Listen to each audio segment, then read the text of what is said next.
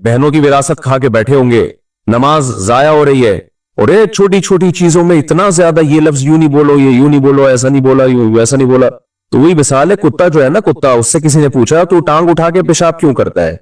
उसने कहा भाई कहीं छींटे ना पड़ जाए। गटर का पानी पी रहा है, उससे उसका तकवा नहीं टूटता। हर शख्स पे भौंकता है, उससे उसका तकवा नहीं टूटता। लेकिन तहारत के मसाइल में इतनी महारत है कि पेशाब करेगा तो टांग उठा लेगा एहतियातन के छींटे, हालांकि छींटे फिर भी पड़ रही होती हैं। तो इतनी छोटी छोटी चीजों में ज्यादा ना उलझाया करो लोग, सीधा सीधा तमीज से चला करो। अच्छा, मेरा एक एतकाफ में एक उसूल है, एतकाफ में जो अभी है ना, एतकाफ कोशिश करें बढ़ चढ़ के एतकाफ में बैठे। मेरा एक उसूल ये है कि भाई फर्ज नमाज की पाबंदी कराओ एतकाफ वालों से। ये मेरा उसूल है, ये नहीं मैं बता रहा हूं, लेकिन मैं कमेटी को पाबंद नहीं कर रहा, इसका उनकी अपनी राय है कि फर्ज नमाज की पाबंदी कराओ। एतकाफ में किसी को फर्ज नमाज मत छोड़ने दो, बाकी सारी चीजें उसके ऊपर। इशराक पढ़े, तरगीब दो उसको, नहीं पढ़ता सोने दो, कोई मसला नहीं। सुबह शाम की तस्बीहात की तरगीब दो, पढ़ ले अच्छी बात है, नहीं पढ़ता सोने दो। तरावियां पूरी पढ़े, तरावी तो सुन्नत मुअक्कदा है, उसकी तो ज्यादा ताकीद है, लेकिन चूंकि है बड़ी लंबी नमाज, किसको पेट में तकलीफ है, किसके घुटने में तकलीफ है, किसके साथ क्या मसला है, हम नहीं जानते। तो ये गन पॉइंट पे पढ़ाने वाली बोलो ना नहीं है। हाँ, इतना जरूर है कि कोई नहीं पढ़ रहा तो बैठ के पीछे गप्पे ना कर मारे, बातें ना करे, चुप बैठा रहे आराम से। अगर नहीं वैसे तो पढ़ो ना, आए किस सिलसिले में हो यहाँ पे। अगर तरावी भी नहीं पढ़ोगे, नमाज भी नहीं पढ़ोगे, तस्बीहात भी नहीं करोगे, तो एतकाफ में आए किस सिलसिले में हो? तो तरगीब तो दी जाएगी, मलामत भी की जाएगी, लेकिन जबरदस्ती इसमें बोलो नहीं। मैंने बाज मस्जिदों में देखा है एतकाफ वालों को ना स्क्रू से ऐसा टाइट करके रखा हुआ होता है, सुबह इतने बजे उठना है, सबको जबरदस्ती उठाया जाता है। किसी का मूड है, किसी का नहीं है कि नहीं भाई उठो। फिर उनसे तहज्जुद पढ़वाई जाती है रात को, सुबह इशराक पढ़वाई जाती है, इशराक से पहले सोने नहीं दिया जाता। फिर लाजमी उनसे सबसे 20-20 रकतें तरावी इमाम के साथ पढ़वाई जाती हैं, और फिर वो फलाना जिक्र करवाया जाता है, फिर इतने बजे इतना जिक्र। भाई ये लोग मस्जिद में आ रहे हैं, हर डिजाइन का बंदा है जिसने कभी जिंदगी में मस्जिद की शक्ल नहीं देखी होती, सिर्फ फर्ज पढ़ ले वो गनीमत है, मस्जिद में टाइम गुजार ले। तो इन चीजों में जबरदस्ती बोलो नहीं करनी चाहिए। देखो चंद दिन पहले अपनी बातें शो मारने के लिए नहीं बताता है, सिर्फ एक मोटिवेशन के लिए। अब सहरी में सब उठे हुए होते हैं तो तहज्जुद की 2 रकतें पढ़ लेनी चाहिए ना कम से कम। तो बच्चों को भी तरगीब देनी चाहिए, बेटा तुम भी पढ़ लो, बस एक दफा बोल दें बेटा तुम भी पढ़ लो, पढ़ ले ठीक है, नहीं पढ़े तो ज्यादा बदअखलाकी ना करें। अखलाक की हिफाजत, ये तहज्जुद की हिफाजत से बोलो ज्यादा जरूरी है। ठुड्डे मार मार के पढ़ा, उठो पढ़ नमाज, पढ़ ले ठीक है भाई, नहीं पढ़े ये चीजें अपनी खुशी से होती हैं तो फायदा होता है, और आदत भी पड़ती है, गन पॉइंट पे होती है तो इस जमाने में कम से कम फायदे के बजाय नुकसान ज्यादा होता है। तो एतकाफ वालों के बारे में मस्जिद की इंतजामिया जो दुनिया में जहां जहां भी मेरा बयान जाता है, उनसे मैं गुजारिश करता हूं कि एतकाफ वालों को बैठने दो तमीज से। बस बोलो नमाजों में कोई सोता हुआ नजर, फर्ज नमाज तो जरूरी है ना, कोई सोता हुआ नजर ना आए हमें, इल्ला ये कि कोई बीमार हो, बाकी बिल्कुल ऑप्शनल है। हाँ, मस्जिद का तकद्दुस पामाल नहीं होना चाहिए। बैठे हुए उधर हाँ ही गप्पे मार रहे हैं, कलाबाजियां खा रहे हैं, मोबाइल देख रहे हैं, वीडियोस देख रहे हैं उसकी टिकटॉक पे, और ये सब मस्जिद इससे ना बैठते ज्यादा अच्छा था। क्योंकि अल्लाह ताला ने, मैंने जो भी आयतें पढ़ी, अल्लाह ने मस्जिद के तकद्दुस का हमें हुक्म दिया है। फी बुयूतिन अज़िनल्लाहु अन तुरफा, अल्लाह कहते हैं ऐसे घर हैं जिनके बारे में अल्लाह का हुक्म है कि इनकी ताजीम की जाएगी।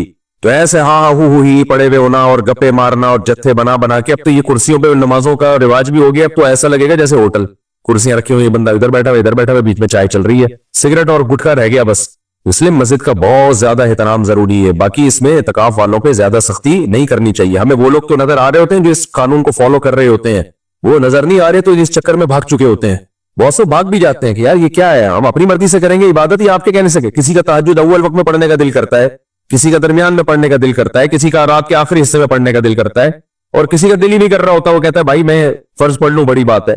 आप गन पॉइंट पे सबको मामूल बना के दे देना चाहिए, शेड्यूल बना के दे देना चाहिए कि भाई ये मामूलात हैं, ये करें, कर ले ठीक है। नहीं तो सिर्फ जैसे तबलीग में होता है ना, तबलीग में जब आपको सैरोजे के लिए लेके जाते हैं, इशराक की तरगीब भी होती है, सुबह शाम की तस्बीह भी होती है, बंदूक रख के कोई नहीं तस्बीह पढ़वाता, आप समझ रहे हो। तभी लोग साल भी लगा के आ जाते हैं चिल, और फिर मामूलात के पाबंद भी हो जाते हैं।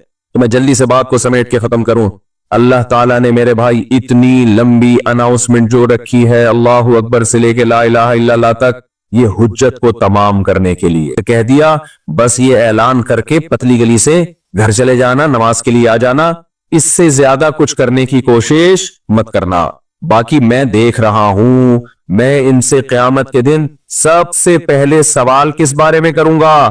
نماز کے بارے میں، کہ تو کیا یہ اناؤنسمنٹ فضول سمجھتا تھا؟ جب اللہ پوچھے گا نا نمازیں قضا کی نہیں کی، آپ کہیں اللہ کچھ تو پڑھی بھی ہے، بہت ساری نہیں بھی پڑھی میں نے، ایکچولی اصل میں بیزی آدمی تھا، ایکچولی آپ کو پتا ہے زمانہ کتنا فاسٹ ہو گیا تھا، بزنس بھی ہے، جاب بھی ہے، اور ایجوکیشن بھی ہے، اور بڑے سارے مسائل ہیں، تو میں بہت بزی آدمی تھا۔ تو اللہ کہیں گے کہ یہ جو میں نے 5 ٹائم اناؤنسمنٹ رکھوائی ہے یہ چرسیوں اور ہیروئنچوں کے لیے نہیں تھی جو بالکل فارغ ہے۔ چرسی کا کام صرف یہ ہوتا ہے چھٹا لگاؤ، اس کے بعد کیسا ہوتا ہے پھر وہ فارغ۔ ہیروئنچی دیکھ لو آپ کہ یہ جو میں نے اتنی لمبی لمبی اناؤنسمنٹ، اور یہ جماعت کی نماز کے لیے اناؤنسمنٹ ہوتی ہے، جماعتوں کی نمازیں چھوڑ دی ہیں۔ تراویح میں لوگ کیا کر رہے ہوتے ہیں؟ تمبو لگا کے وہی تراویح پڑھ رہے ہیں، تو پڑھیں آپ تراویح، فرض تو مسجد میں آ کے پڑھیں نا، وہی فرض بھی شروع کر دیے لوگوں نے بھی، ہمارے گھر میں تراویح ہوگی تو فرض نماز بھی وہی ہوگی، فرض نماز کے لیے کیا ہے وہ تو مسجد میں آ کے پڑھنی ہے آپ نے۔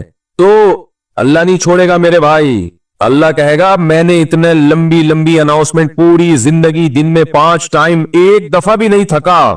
اللہ یہ اعلان کرتے کرتے نہیں تھکتا، مؤذن کو کہا میں تو کرتا رہے میری طرف سے، یہ سب حجت کو تمام کرنے کے لیے، تاکہ قیامت کے دن جب اللہ حساب لے اور سب سے پہلے نماز کا پوچھے تو آپ یہ نہ کہہ سکیں کہ مجھے تو پتہ ہی کوئی نہیں تھا۔ پنجابی میں کہتے ہیں مجھے تو پتہ ہی کوئی نہیں، ہمیں تو پتہ ہی نہیں تھا، یا ہمارے پاس تبلیغ والے آئے تھے نماز کی انہوں نے بتانا بھول گئے ہمیں۔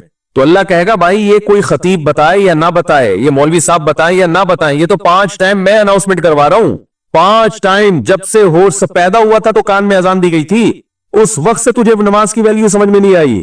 آپ خود سوچو نا، 1 دفعہ نہیں، 2 دفعہ، 3 دفعہ، 4 دفعہ، 5 دفعہ، پھر اگلے دن سے دوبارہ، ہم پوری زندگی اذانوں کی آوازیں اپنے کانوں میں سنتے ہیں۔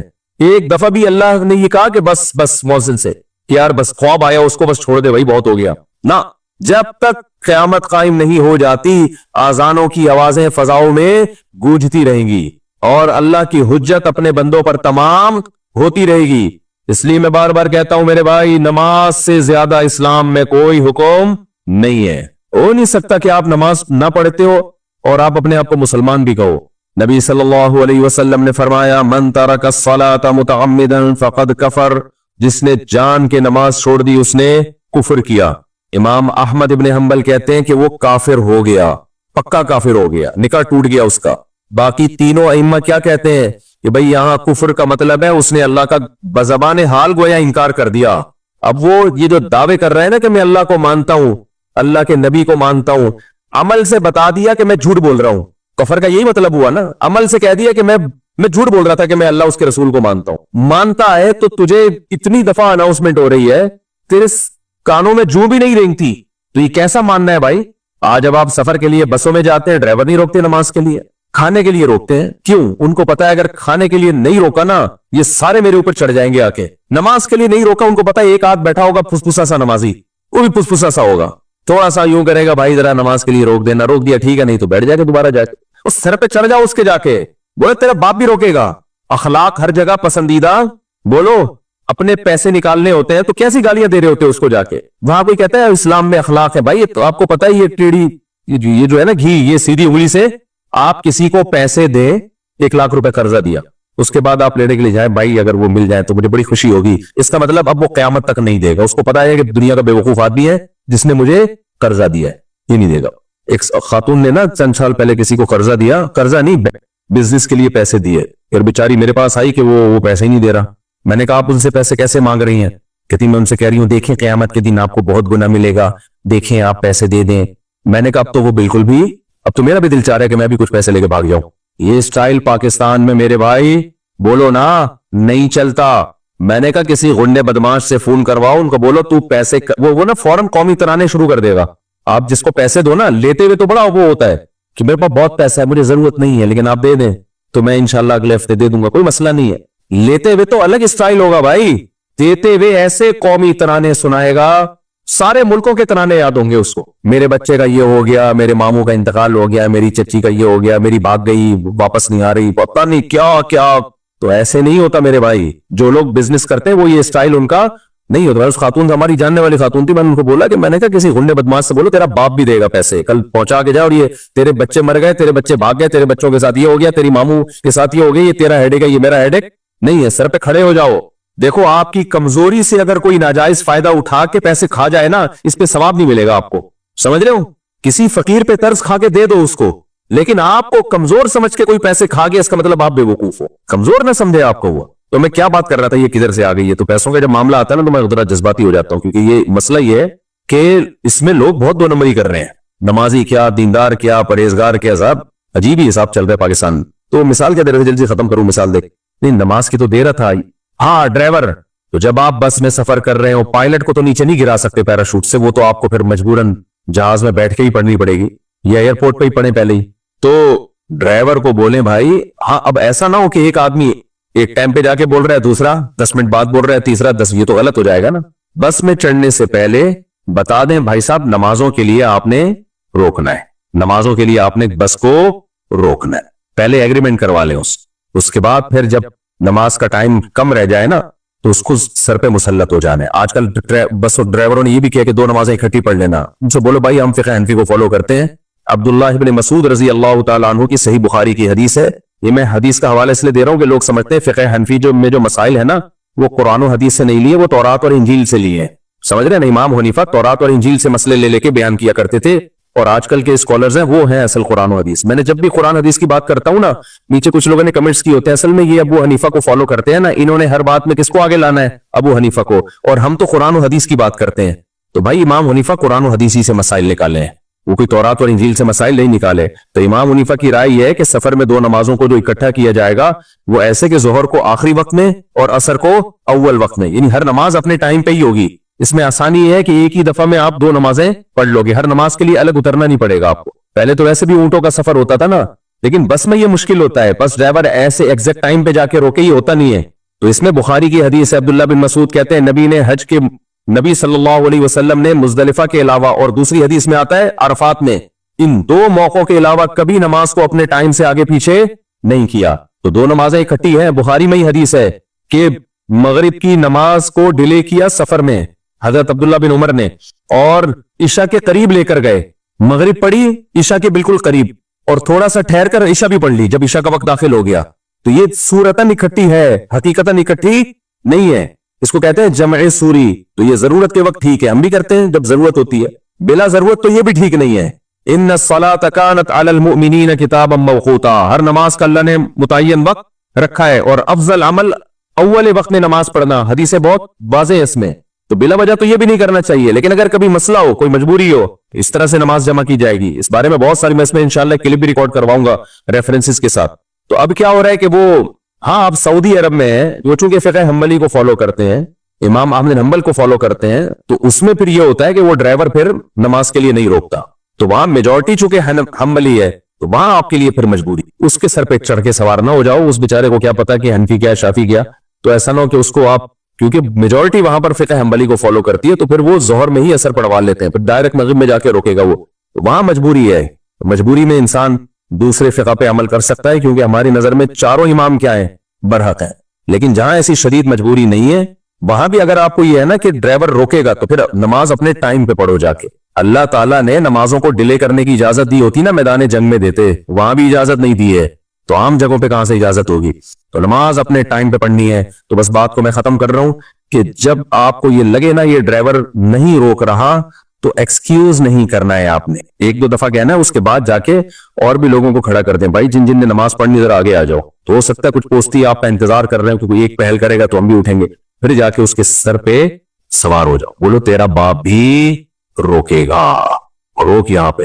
और नमाज के लिए ज्यादा तकल्लुफात की जरूरत नहीं। अगर आपका पहले से वुजू है, सड़क पे पढ़ लो, कोई मसला नहीं है। लोग कहते हैं जाए नमाज लेकर आओ, मुसल्ला लेकर आओ, ये लेकर आओ। भाई जुइलत लियल अर्दु कुल्लुहा मस्जिदा, अल्लाह ने पूरी जमीन मेरे लिए सजदागाह बना दी। वही सड़क पे, रोड पे पढ़ लो, बस के आगे खड़े होकर ना, चाहे चल भगा के ले ना जाए कहीं रोड के। हमने पढ़ी है ऐसे अल्हम्दुलिल्लाह। या कहीं किनारे पे पढ़ लो, उसमें घंटा लगा रहे होते हैं लोग। एक तो इस्तिंजे इतने घंटों के हो रहे हैं, बस ड्राइवर कहता है यार 2 मिनट की तेरी नमाज नहीं है, 1 घंटे का तेरा, ये सब काम पहले करके बैठा करो। तो खैर, सफर हो, अज़म करें, बस ये अज़म करवा के बात खत्म कर रहा हूं। मैं भी अज़म करता हूं, सफर हो, हजर हो, टेंशन हो, खुशी हो, गम हो, नमाज जाया बोलो नहीं करनी। खवातीन भी शॉपिंग में गई, भाई नमाज जाया नहीं है, क्योंकि खरीदारियों में नमाजें छूटती हैं, सफरों में नमाजें छूटती हैं, ट्रेन में भी खड़े होकर नमाज पढ़नी है।